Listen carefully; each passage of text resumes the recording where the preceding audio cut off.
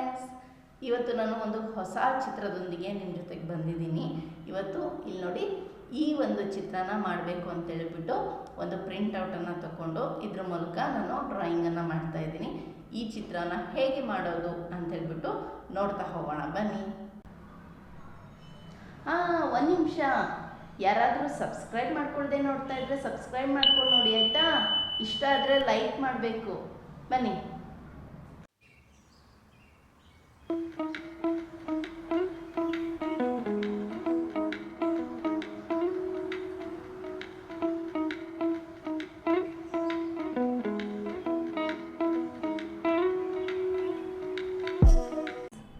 ಇವತ್ತು ನಾನು ಒಂದು ಹೊಸ ಚಿತ್ರನ ಡ್ರಾಯಿಂಗ್ ಮಾಡ್ತಾ ಇದ್ದೀನಿ. ಇದ್ರ ಮೊದಲು ಔಟ್ಲೈನನ್ನು ಕಂಪ್ಲೀಟ್ ಮಾಡ್ಕೊಳ್ಳೋಣ. ಈಗ ನಾನು ಇಲ್ಲಿ ಗ್ರೀಡ್ ಮೆಥಡಲ್ಲಿ ಮಾಡ್ತಾ ಇದ್ದೀನಿ. ಗ್ರೀಡಿಗೆ ಲೈನ್ಸ್ಗಳನ್ನು ಹಾಕ್ಕೊಂಡಿದ್ದೀನಿ.